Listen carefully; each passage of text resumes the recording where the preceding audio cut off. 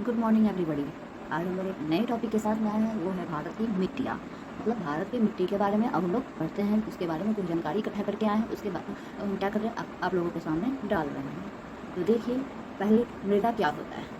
तो मृदा को इंग्लिश में हम लोग क्या कहते हैं, सॉइल कहते हैं। मृदा भूमि के ऊपर पाई जाने वाली दानेदार परत है, मतलब वो दाने दाने में होता है, जिसका निर्माण मूल रूप से चट्टानों का विखंडन होने और उसमें वनस्पति व जीवों के सड़ने, गलने तथा जलवायु की क्रिया से निर्मित अम्लीय पदार्थों से लाखों वर्षों की प्रक्रिया के बाद क्या बनता है, मृदा के रूप में लेती है। फिर से समझिए कि मृदा भूमि के ऊपर जाने वाली दानेदार परत है, जिसका निर्माण मूल रूप से क्या होता है, कैसे होता है। तो चट्टान जो होता है ना, उसका विखंडन होता है, टुकड़ा होता है। उसमें वनस्पति व जीवों के सड़ने, गलने तथा जलवायु की क्रिया से निर्मित अम्लीय पदार्थों से लगभग लाखों वर्षों की प्रक्रिया के बाद यह मिट्टी का क्या होती है, रूप लेती है। समझ गया। तो साइंस में देखिए, साइंस में मिट्टी के अध्ययन को क्या कहा जाता है, मृदा विज्ञान कहा जाता है। हिंदी में मृदा विज्ञान कहते हैं और इंग्लिश में क्या कहते हैं, पैडोलॉजी कहते हैं। समझ में आ गया। तो क्वेश्चन ये आ सकता है, पूछा जा सकता है कि मिट्टी के अध्ययन को हम लोग क्या कहते हैं। तो इंग्लिश में क्या कहते हैं, पैडोलॉजी कहते हैं, और हिंदी में क्या कहते हैं, मृदा विज्ञान कहते हैं। क्लियर हो गया। अब देखिए, क्या भारतीय कृषि अनुसंधान परिषद ने भारत की मिट्टियाँ को 8 भागों में क्या किया है, बांटा है। वो 8 भाग कौन कौन से हैं, फिर से समझ लीजिए कि मिट्टी क्या होती है, मिट्टी कैसे बनती है। तो मिट्टी जो है मृदा भूमि जो होता है, भूमि के ऊपर पाई जाने वाली क्या होती है, दानेदार परत होती है, जिसका निर्माण कैसे होता है। तो चट्टानों के विखंडन से होता है। वनस्पति और जीवों के सड़ने, गलने तथा जलवायु होता है, उसकी क्रिया जो उसमें मिलती है, वो सब क्या करती है, अम्लीय पदार्थों से लाखों वर्षों तक ये क्रिया जो है चलते आता है। तो इससे क्या बनती है, मिट्टी बनती है। क्लियर हो गया। फिर देखिए, क्या जो मतलब मृदा के मतलब मिट्टी के जो अध्ययन को क्या कहते हैं, इंग्लिश में तो पैडोलॉजी कहते हैं, और हिंदी में क्या कहते हैं, तो मृदा विज्ञान कहते हैं। क्लियर हो गया। इससे मतलब क्वेश्चन ये एग्जाम में पूछता ही है। अब इधर आकर के नहीं पूछ सकता, क्योंकि आजकल सभी को पता है जो मिट्टी के अध्ययन को क्या कहते हैं, तो पैडोलॉजी कहते हैं इंग्लिश में, हिंदी में क्या कहते हैं, मृदा विज्ञान कहते हैं। भारतीय कृषि अनुसंधान परिषद ने भारत की मिट्टी को कितने भागों में बांटा है, तो 8 भागों में बांटा है। वो भाग कौन कौन से हैं, तो जलोढ़ मिट्टी है, काली मिट्टी है, लाल मिट्टी है, लेटराइट मिट्टी है, पर्वतीय मिट्टी है, दलदली मिट्टी है, मरुस्थलीय मिट्टी है और लवणीय मिट्टी है। क्लियर हो गया। फिर से देख लीजिए कि भारतीय कृषि अनुसंधान परिषद ने भारत की मिट्टी को कितने भागों में बांट दिया है, तो 8 भागों में बांटा है। वो 8 भाग जो है, पहला क्या होता है, जलोढ़ मिट्टी, दूसरा काली मिट्टी, तीसरा लाल मिट्टी, चौथा क्या है, लेटराइट मिट्टी, पांचवा पर्वतीय मिट्टी, छठा क्या है, दलदली मिट्टी, और सातवां है मरुस्थलीय मिट्टी, और सबसे लास्ट और आखिरी कौन सा है, लवणीय मिट्टी।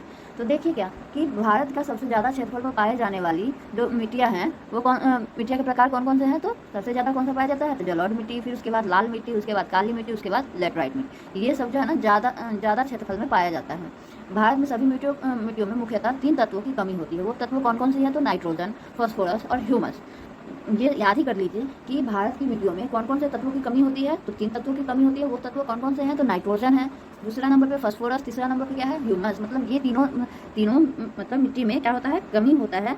भारत की मिट्टियों में ये 3 जो है तत्व जो है क्या होता है, कम होता है। वो तत्व कौन कौन से हैं, तो नाइट्रोजन भी क्या होता है, उसमें कम होता है, फॉस्फोरस भी कम होता है, और ह्यूमस भी कम होता है, कम मात्रा में पाया जाता है। तो देखिए अब नाइट्रोजन के बारे में। नाइट्रोजन एक रासायनिक तत्व है जिसका प्रतीक क्या होता है, एन होता है, जिसको हम लोग शॉर्ट फॉर्म में कैसे लिखते हैं, तो एन लिखते हैं। और इसके परमाणु क्रमांक कितने हैं, तो 7 है। और यह क्या होता है, रंगहीन होता है, गंधहीन होता है और स्वादहीन गैस होता है। मतलब ना इसका कोई रंग होता है, ना ही इसका कोई गंध होता है, और ना ही इसका कोई स्वाद होता है। और जो पृथ्वी के वायुमंडल का लगभग कितना प्रतिशत है, नाइट्रोजन तो 78% हिस्सा बनाती है। नाइट्रोजन कितना परसेंट पृथ्वी के वायुमंडल में है, लगभग तो 78%। इसको हम लोग नाइट्रोजन को शॉर्ट फॉर्म में कैसे लिखते हैं, तो एन से लिखते हैं। और इसका परमाणु क्रमांक संख्या कितना है, तो 7 है। और इसका मतलब पूछेगा ना ये कैसा देखने को होता है, तो इसका कोई रंग होता ही नहीं है, और ना ही इसका कोई गंध होता है, और ना ही इसका कोई स्वाद होता है। अभी चक्कर के मत देखने लग जाइएगा। समझ में आ गया। अब देखिए क्या फॉस्फोरस के बारे में, मतलब ये सब तीनों जो है मिट्टी में क्या कमी पाया जाता है, ये 3 तत्वों का। तो इसके बारे में पहले डिस्कशन कर लेंगे। उसके बाद वो जलोढ़ मिट्टी, काली मिट्टी, लाल मिट्टी, लेटराइट मिट्टी, पर्वतीय मिट्टी, दलदली मिट्टी, मरुस्थलीय मिट्टी, लवणीय मिट्टी के बारे में पढ़ेंगे। तो देखिए पहले तो ये सब 3 तत्व जो है जो कमी होता है मिट्टी में, तो पहला कौन सा था, नाइट्रोजन। तो नाइट्रोजन को हम लोग कैसे लिखते हैं, तो एन से लिखते हैं, डिनोट कैसे करते हैं, तो एन से। और इसका परमाणु क्रमांक संख्या कितना होता है, तो 7 होता है। और ये क्या होता है, रंगहीन होता है, गंधहीन होता है, स्वादहीन होता है। और इसका वायुमंडल में लगभग कितना प्रतिशत में पाया जाता है, तो 78% पाया जाता है। समझ में आ गया। आप देखिए फॉस्फोरस के बारे में। तो फॉस्फोरस को हम लोग कैसे लिखते हैं, तो पी से लिखते हैं। कैसे लिखते हैं, तो पी से लिखते हैं। क्लियर हो गया। फॉस्फोरस को हम लोग कैसे लिखते हैं, तो पी से लिखते हैं। देखिए क्या एक महत्वपूर्ण रासायनिक तत्व है, ये क्या है, सबसे इंपॉर्टेंट रासायनिक तत्व है, केमिकल तत्व है, जिसकी परमाणु संख्या कितने होते हैं, तो 15 होते हैं। और इसके यह सभी जीवित जीवों के लिए आवश्यक होता है, खासकर हड्डियों, दांतों, डीएनए का निर्माण में, या खनिजों, मिट्टी, जीवित जीवों और पानी में भी क्या होता है, पाया जाता है।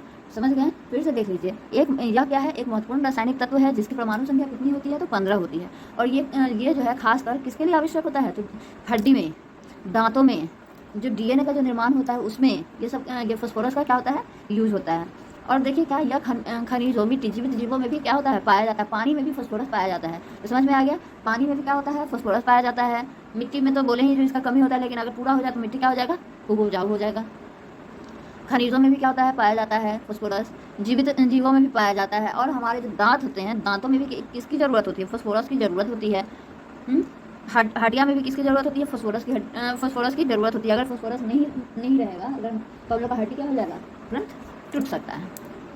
डीएनए का निर्माण में भी किसकी ज़रूरत होती है, तो फास्फोरस की ज़रूरत होती है। क्लियर हो गया? तो अब देखिए क्या, अब ह्यूमस के बारे में पढ़ते हैं। तो ये क्या है, मिट्टी का एक कार्बनिक पदार्थ है।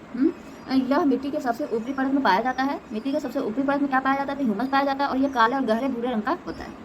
इसका मतलब कलर, इसका पहचान क्या है, तो काले और भूरे रंग का होगा। और यह मिट्टी के सबसे ऊपरी परत पर ही पाया जाता है। पेड़ पौधे तथा जंतुओं के प्राकृतिक रूप से सड़ निकलने और कार्बनिक पदार्थ बनाता है, इसे ह्यूमस कहते हैं। क्लियर हो गया कि क्या, जो भी प्राकृतिक रूप से जो सड़ता है, गलता है, जो कार्बनिक पदार्थ जो बनाता है, मतलब सड़ने गलने के बाद वो मतलब अलग रूप ले लेता है, तो उसको क्या कहते हैं, ह्यूमस कहते हैं। जैसे अभी हम सब्जी का छिलका फेंक दें, तो सब्जी का छिलका जो फेंके, चाहे प्याज का छिलका फेंके, ये सब धीरे धीरे क्या होगा, सड़ेगा। पेड़ का जो पत्ता उत्ता होता है वो भी गिरता है, उसको हम लोग एक साइड में एकत्रित कर देते हैं, तो वो धीरे धीरे सड़ करके क्या होता है, ह्यूमस का रूप ले लेता है। किसका रूप लेता है, ह्यूमस का रूप लेता है। वो किस कलर का होता है, तो मिट्टी के सबसे ऊपरी परत पर ये ह्यूमस पाया जाता है। मतलब फेंकेंगे तो नीचे में थोड़ी हम लोग उसको खटा वो करके तब उसके अंदर में डालेंगे, तो फिर ऊपर से मिट्टी डालेंगे, ऐसा नहीं होता। मतलब कुछ भी कचरा फेंकते तो क्या करते हैं, ऊपर से ही फेंकते चले जाते हैं, मिट्टी के ऊपर से ही।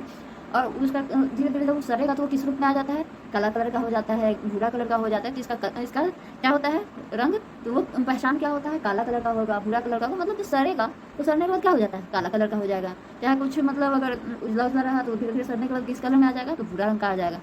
तो समझ गए, जो ह्यूमस किसको कहते हैं, जो सड़ने गलने से, और जो मिट्टी के ऊपरी परत पर जो होता है, जो सड़ता है, गलता है, उससे जो मतलब जो कार्बनिक पदार्थ जो बनता है, तो उसको हम लोग क्या कहते हैं, ह्यूमस कहते हैं। क्लियर हो गया?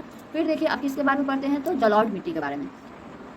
तो अब किसके बारे में पढ़ते हैं, तो जलौढ़ मिट्टी के बारे में पढ़ते हैं। तो देखिए इसे दोमट मिट्टी के भी नाम से जानते हैं और कछारी मिट्टी के भी नाम से जानते हैं। तो याद रखिएगा कि जलौढ़ मिट्टी को और किस किस नाम से जानते हैं, तो दोमट मिट्टी के भी नाम से जानते हैं और कछारी मिट्टी के भी नाम से जानते हैं।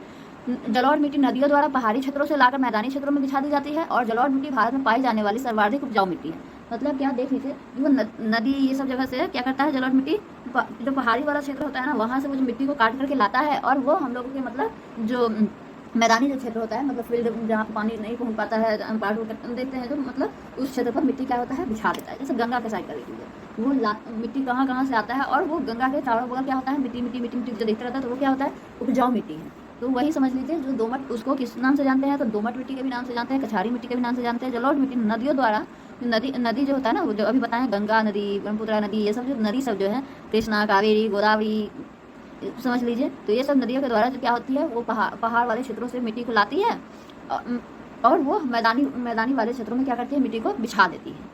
तो ये मिट्टी क्या होगा, बहुत ही उपजाऊ मिट्टी होता है। और देखिए क्या, इसका क्षेत्र कहाँ से कहाँ तक है, तो भारत का संपूर्ण उत्तरी मैदान और तटीय मैदान इस क्षेत्र के अंदर में आता है। जलौढ़ मिट्टी मतलब इस जगह में क्या होता है, पाया जाता है। तो कैसे पता करेंगे, तो देखिए उधर उत्तरी मैदान में और तटीय मैदान की तरफ मतलब बहुत सारी नदियाँ हैं, तो वो क्या करता है, बहुत सारे पहाड़ भी हैं, तो वहाँ से मिट्टी ला करके और ये इधर मतलब उत्तरी मैदान और तटीय मैदान में क्या करता है, बिछा देता है।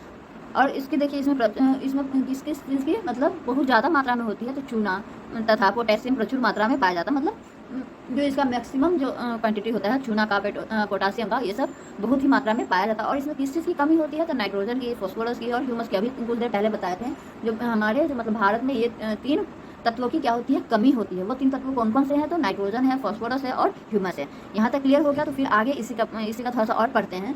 देखिए क्या, कि ये मिट्टी जो है ना, धान की खेती के लिए काफ़ी अच्छा माना जाता है। समझ में आया? तथा साथ ही साथ गेहूं, मक्का, तिलहन, आलू की भी खेती के लिए अच्छा होता है।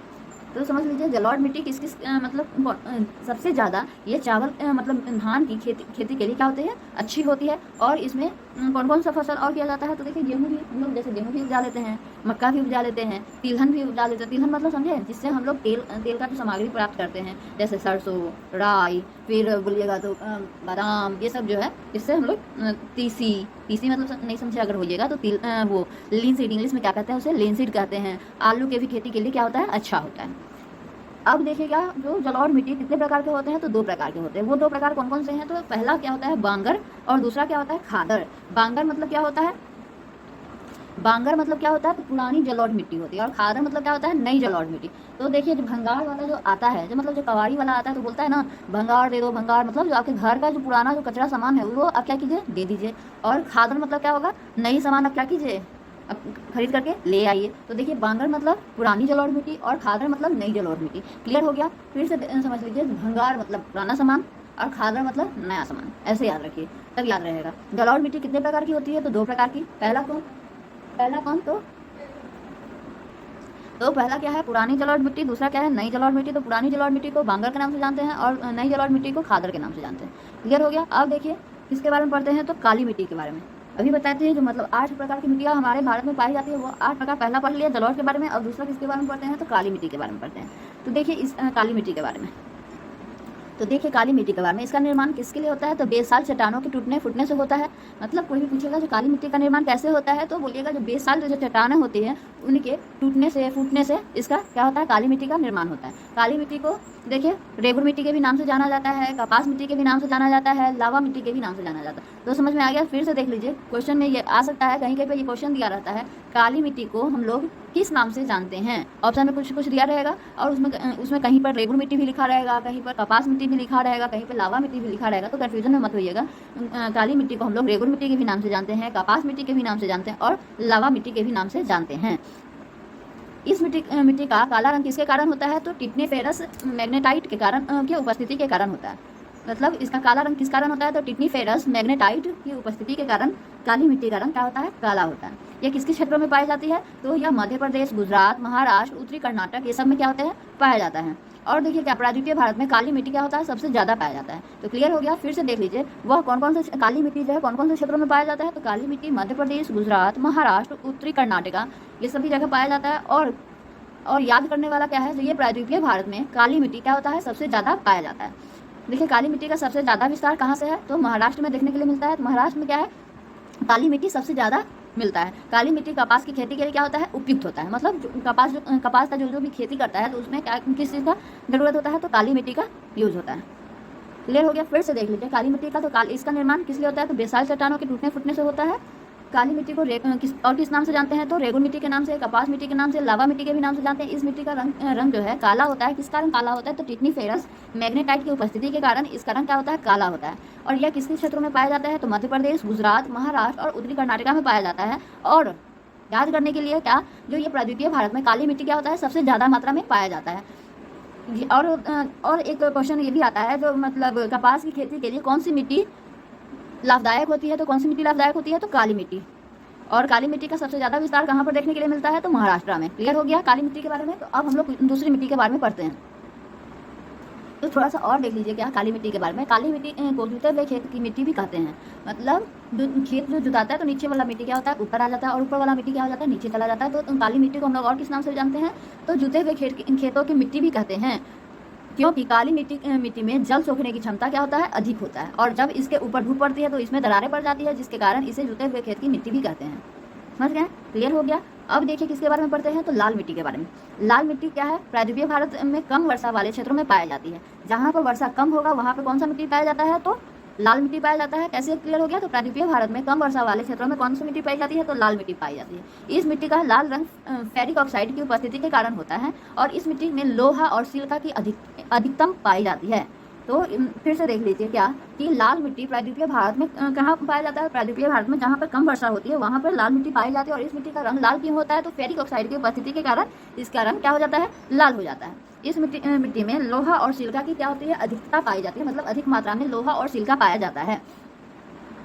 और यह देखिए यह मिट्टी जो है ना तमिलनाडु, आंध्र प्रदेश, नागालैंड, महाराष्ट्र, कर्नाटका के कुछ भागों में भी क्या होता है, पाया जाता है। सबसे ज़्यादा विस्तार तमिलनाडु और आंध्र प्रदेश में देखने को लिए मिलता है। तो समझ में आ गया। देखिए क्या ये कहाँ कहाँ पाया जाता है, तो यह मिट्टी जो है लाल मिट्टी, मतलब लाल मिट्टी जो है तमिलनाडु, आंध्र प्रदेश, नागालैंड, महाराष्ट्र, कर्नाटका के कुछ भागों में क्या होता है, पाया जाता है। सबसे ज़्यादा कोई भी पूछेगा कि इसका सबसे ज़्यादा यह कहाँ देखने के लिए मिलता है, तो तमिलनाडु और आंध्र प्रदेश में सबसे ज़्यादा लाल मिट्टी देखने के लिए मिलता है। मतलब इसका फैलाव जो है कहाँ सबसे ज़्यादा देखने के लिए मिलता है, तो तमिलनाडु और आंध्र प्रदेश में। यह मिट्टी किसके लिए ज़्यादा उपयुक्त होती है, किसके लिए ज़्यादा फेमस होती है, किसके लिए ज़्यादा उपजाऊ होती है, तो यह मिट्टी बाजरे की खेती के लिए क्या होती है, ज़्यादा अच्छी होती है। जब लाल मिट्टी जल को सोख लेती है, यानी कि जल योजित रूप में होती है, तब यह कैसी दिखाई देती है, तो पीली दिखाई देती है। अब ये दिमाग से मतलब कन्फ्यूजन में पड़िएगा कि ये लाल मिट्टी है और ये पीला कैसे दिखाई देता है। अरे यार, वो जब जल को सोखती है तो वो क्या हो जाती है, पीली दिखाई पड़ती है। क्लियर हो गया।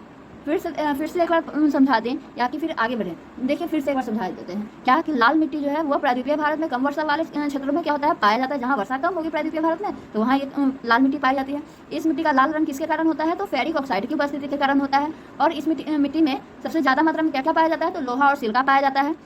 और यह तमिलनाडु, आंध्र प्रदेश, नागालैंड, महाराष्ट्र, कर्नाटका के कुछ भागों में क्या होता है, पाया जाता है। ये सब राज्यों में क्या होता है, पाया जाता है। लाल मिट्टी सबसे ज़्यादा जो है ना, इसका विस्तार कहाँ कहाँ देखने के लिए मिलता है, तो तमिलनाडु और आंध्र प्रदेश में देखने के लिए मिलता है। और यह मिट्टी जो है किसके लिए ज़्यादा उपयुक्त होता है, किसके लिए ज़्यादा उपजाऊ होता है, तो बाजरे की खेती के लिए।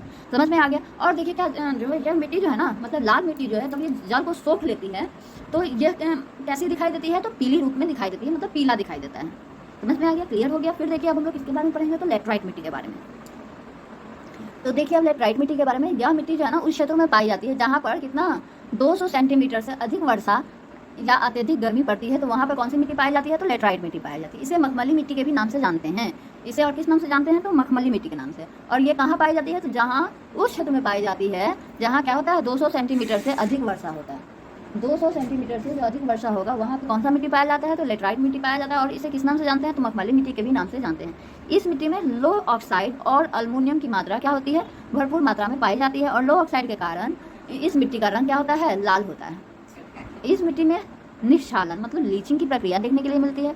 यह मिट्टी मुख्यतः कहाँ कहाँ पाई जाती है, तो केरल में, कर्नाटक में, तमिलनाडु में, महाराष्ट्र के कुछ हिस्सों में, और उड़ीसा में, मेघालय में, असम में। ये असम के कुछ हिस्सों में भी क्या होते हैं, पाए जाते हैं। फिर से देख लीजिए कि लेटराइट मिट्टी का सर्वाधिक विस्तार कहाँ देखने के लिए मिलता है, तो केरल में देखने के लिए मिलता है।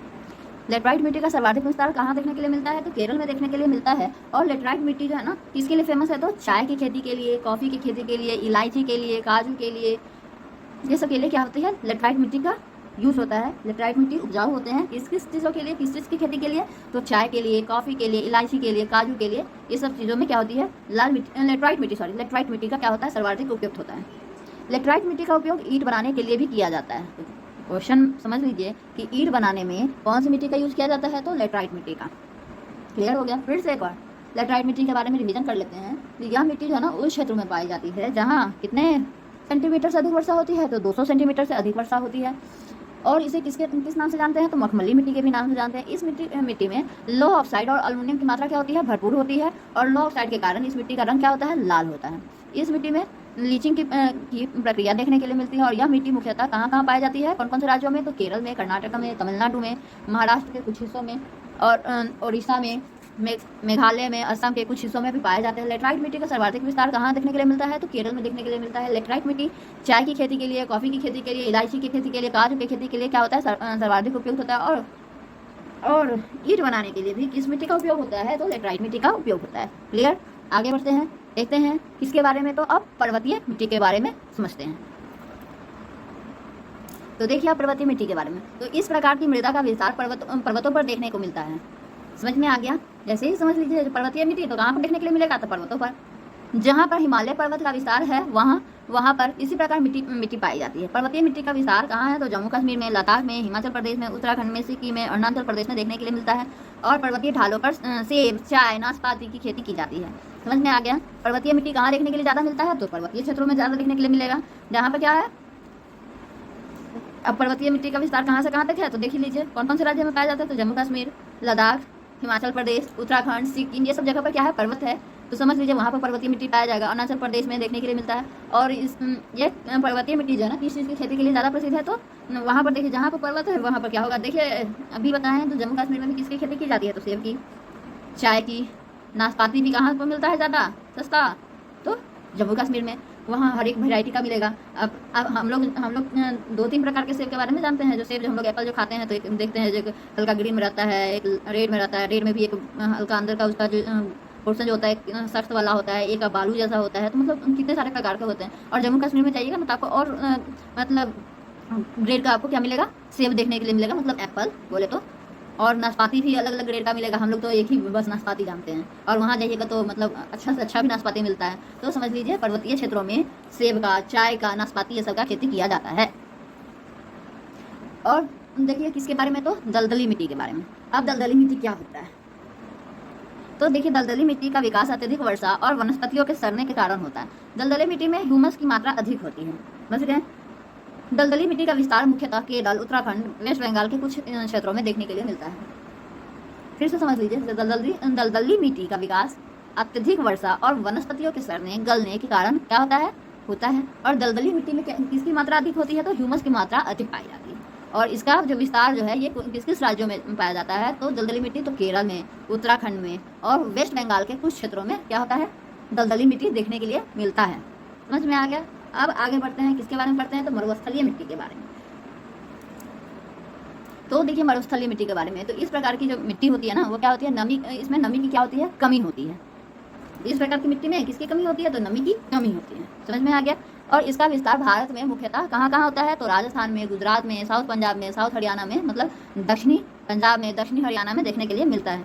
मरुस्थलीय भूमि होने के कारण यहाँ पर खाद्यान्न उगाना संभव नहीं है। और यह मोटा अनाज जैसे बाजरा, ज्वार, सरसों की खेती के लिए क्या होता है, अच्छा होता है। वहाँ पर जैसे मोटा मोटा जो अनाज होता है, बाजरा, ज्वार, सरसों की खेती मरुस्थलीय मिट्टी पे होती है। अब आगे बढ़ते हैं, किसके बारे में देखते हैं, लवणीय मिट्टी। लवणीय मिट्टी क्या होती है, तो जब मिट्टी की प्राकृतिक क्षारीय होती है उसमें नमक की मात्रा क्या होती है, बढ़ जाती है, तो उसे क्या कहते हैं, लवणीय मिट्टी कहते हैं। फिर से क्लियर कर लीजिए कि लवणीय मिट्टी क्या होती है, तो जब मिट्टी की प्राकृतिक क्षारीय होती है और उसमें क्या हो जाती है, नमक की मात्रा क्या हो जाती है, बढ़ जाती है, तो उसे किस नाम से जानते हैं, तो लवणीय मिट्टी के नाम से जानते हैं। लवणीय मिट्टी को रेह, कल्लड़, ऊसर मिट्टी के भी नाम से जाना जाता है।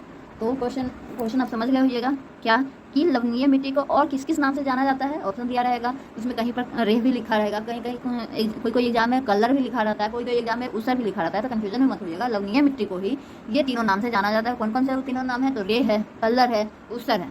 क्लियर हो गया। और देखिए क्या कि भारत में इस मिट्टी का सबसे ज़्यादा विस्तार कहाँ होता है, तो गुजरात के कच्छ में है। गुजरात के कच्छ के रण में देखने के लिए मिलता है। किस मिट्टी का, तो लवणीय मिट्टी का विस्तार। मतलब गुजरात में ऐसे ही देख लीजिए, उधर समुद्र ज़्यादा है तो समुद्र उधर ज़्यादा होगा तो नमक की मात्रा उधर ही ज़्यादा होगा, तो वहाँ पर कौन सा मिट्टी पाया जाता है, तो लवणीय मिट्टी पाया जाता है। तो ये गुजरात के कच्छ के रण में लवणीय मिट्टी का क्या है, विस्तार है। क्लियर हो गया। अब ये मिट्टी के बारे में तो हम लोग पढ़ लिया। अब थोड़ा सा कुछ उसका पीएच वैल्यू के बारे में पढ़ते हैं, फिर उसके बाद और आगे कुछ बताएंगे। तो देखिए इसके कुछ इंपॉर्टेंट फैक्ट, मतलब महत्वपूर्ण तथ्य के बारे में। अब तो देखिए ये एक, मान लीजिए ये क्या है, एक स्केल है। ये क्या है, एक स्केल है। तो यहाँ पर हम 1 से लेकर के कितना तक डिनोट कर दिए हैं, तो 14 तक डिनोट किए हैं। और देखिए क्या, जीरो से लेकर के 14 तक क्या किए हैं, डिनोट किए हैं। और 0 से 7 तक क्या होता है, एसिडिक नेचर होता है। और 7 से लेकर के 14 तक जो होता है वो कैसा नेचर होता है, उसका बेस नेचर होता है। और 7 जो है ना, 7 जो है क्या होता है, न्यूट्रल होता है। तो देख लीजिए आप भी बताए, 0 से लेकर के 7 तक वो क्या होता है, एसिडिक नेचर होता है। मतलब कहिए तो 6 से आगे 7 के पीछे वो क्या होता है, एसिडिक नेचर होता है। मतलब 7 ही मान लीजिए। 0 से लेकर के 7 तक वो क्या होता है, एसिडिक नेचर होता है। और 7 से लेकर वो 14 तक क्या होता है, बेस नेचर होता है। और उसका जो 7 जो है, 7 जो पॉइंट है वो क्या होता है, न्यूट्रल होता है। ना ये एसिडिक होता है और ना ये क्या होता है, बेस होता है। ये क्या होता है, न्यूट्रल होता है। ना हम इधर के हैं ना हम उधर के, हम क्या है, बीच में क्या है। समझ गए। तो देखिए मुख्य रूप से फसलों को उगाने के लिए भूमि का पीएच कितना लगभग होना चाहिए, तो 6 से 7 होना चाहिए। मतलब कोई भी फसलों को उगाने के लिए, कोई भी चीज़ की खेती के लिए, मतलब उस जगह का, मतलब उस भूमि का पीएच मान कितना होना चाहिए, तो 6 से 7 होना चाहिए। अब देखिए हम अभी बताएं जो एसिडिक नेचर, तो एसिडिक मतलब अम्लीय, और बेस को क्या कहते हैं, क्षारीय। समझ में आ गया। तो देखिए एसिडिक को तो अब एसिडिक सॉइल के बारे में हम लोग मिट्टी के बारे में भी पढ़ रहे थे, तो यहाँ पे एसिडिक सॉइल के बारे में पढ़ेंगे। तो एसिडिक सॉइल क्या होता है? तो देखिए कि एसिडिक सॉइल, उसको हम लोग हिंदी में क्या कहते हैं, तो अम्लीय मिट्टी बोलते हैं। और बेस हम लोग बताएं, जो 7 से लेकर 14 तक क्या होता है, बेस होता है। तो हम लोग उसको इंग्लिश में कैसे लिखते हैं, अल्केलाइन सॉइल, अल्केलाइन लिखते हैं। तो उसको क्षारीय भी बोलते हैं। क्या कहते हैं? क्षारीय। तो देखिए अब एसिडिक के बारे में, तो एसिडिक सॉइल के बारे में, तो मिट्टी में अम्लीयता को कम करने के लिए चूने का क्या किया जाता है, उपयोग किया जाता है। एसिडिक नेचर को कम करने के लिए मिट्टी में किसका उपयोग किया जाता है, तो चूना का उपयोग किया जाता है। और वहीं पर देखिए क्या, अल्केलाइन सॉइल मतलब क्षारीय मिट्टी, बेस, उसको तो हम लोग 7 से लेकर 14 तक बोले ना अभी, बेस। तो उसको इंग्लिश में लोग क्या कहते हैं, अल्केलाइन कहते हैं। तो देखिए अल्केलाइन सॉइल में मिट्टी में क्षारीयता को कम करने के लिए किसका उपयोग किया जाता है, तो जिप्सम का उपयोग किया जाता है। समझ में आ गया? अम्लीयता को कम करने के लिए किसका उपयोग किया जाता है, तो चूना का। और क्षारीयता को कम करने के लिए किसका उपयोग किया जाता है, तो जिप्सम का। याद हो गया? याद रखिएगा। तो देखिए अभी हम लोग सॉइल के पीएच वैल्यू के बारे में पढ़े हैं, तो थोड़ा सा हम सोचे इससे आगे कुछ और पढ़ा दें।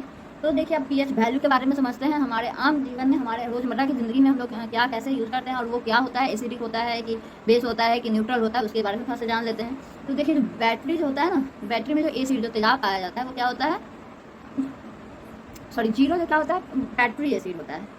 1 क्या होता है, सल्फ्यूरिक एसिड होता है। 2 क्या होता है, लेमन जूस होता है, मतलब साइट्रिक एसिड जिसको हम लोग कहते हैं। 3rd में क्या हो जाएगा, ऑरेंज जूस। 4th में एसिड रेन। तो ऐसे ऐसे करके वो क्या हो जाता है। 5th में बनाना जो है आता है, मतलब 5.0 से 5.3, मतलब बनाना, कोई पूछेगा जो बनाना का पीएच वैल्यू कितना होता है, तो 5.0 से 5.3 होता है। मिल्क का पीएच वैल्यू कितना होता है, तो 6.5 से 6.8 के बीच में होता है। और वाटर का तो सब जानते हैं कितना, तो 7। और अंडा का कितना होता है, तो 8। बेकिंग सोडा का कितना होता है पीएच वैल्यू, तो 9। और वहीं पर देख लीजिए मिल्क ऑफ मैग्नीशिया में 10 होता है पीएच वैल्यू। 11 में अमोनिया का पीएच वैल्यू क्या होता है, 11। और सॉपी वाटर, मतलब साबुन वाला पानी जो होता है ना, उसमें उसका पीएच वैल्यू कितना होता है, तो 12 होता है। ब्लीच का पीएच वैल्यू कितना होता है, तो 13 होता है। और लिक्विड ड्रेन क्लीनर का कितना होता है, तो 14 होता है। क्लियर हो गया? तो देखिए आप इससे पहले कि पीएच का फुल फॉर्म क्या होता है, तो पीएच का फुल फॉर्म क्या होता है, पोटेंशियल ऑफ हाइड्रोजन। क्या होता है, पोटेंशियल ऑफ हाइड्रोजन। और पूछेगा जो पीएच स्केल का निर्माता कौन है, डिस्कवर कौन किए थे, तो क्या कौन किए थे, तो सोरेनसन किए थे। कौन किए थे, तो सोरेनसन किए थे। और नॉर्मल बॉडी का पीएच रेंज कितना होता है, तो 7.4 होता है। क्लियर हो गया? और देखिए क्या, किसी व्यक्ति के रक्त का पीएच मान में कितना परिवर्तन होने पर उसकी मृत्यु हो जाती है, तो 0.2 की भी कमी होगी तो उसका क्या हो जाएगा, डेथ हो जाएगा। समझ गए? तो देखिए 7.2 रहेगा तो एसिडोसिस होता है। और 7 जैसे 0 होगा तो वो क्या हो जाएगा, डेथ हो जाएगा, मतलब मर जाएगा। तो मतलब 0.2 की भी कमी होगी तो वो आदमी क्या हो जाएगा, मर जाएगा। तो हमारे रक्त का पीएच मान में कितना कमी होगा जो हम लोग मर जाएंगे, तो 0.2 का भी कमी होगा तो हम लोग क्या हो जाएंगे, मर जाएंगे। टमाटर का पीएच वैल्यू कितना होगा, 4.5। अचार का तो 3.5 से 3.9 के बीच में। समुद्री जल का तो 8.5, मतलब वो क्या होता है, खारा होता है, बेसिक नेचर का होता है, अभी बताए थे। तो वो उसका क्या हो जाएगा, 8.5 हो जाएगा। मानव लार का कितना होता है, तो 6.5 से 7.5। चाय का तो 5.5। बियर का तो 4.5। गैस्ट्रिक जूस का तो 1.5। सामान्य वर्षा का पीएच मान कितना होगा, 5.6 से 6। और स्मॉल इंटेस्टाइन का पीएच मान कितना होगा, तो 7.4। ऐसे ही आगे देख लीजिए कि मनुष्य का जो आंसू होता है उसका पीएच मान कितना होगा, तो 7.4। तो मेरा क्लास कैसा लगा आप लोगों को? अगर अच्छा लगा हो तो लाइक कर दीजिएगा, नहीं अच्छा लगा हो तो कोई बात नहीं, फिर आगे हम कोशिश करेंगे इससे अच्छा वीडियो आप लोग के सामने प्रस्तुत करें। Thank you. Please like, subscribe and share my channel.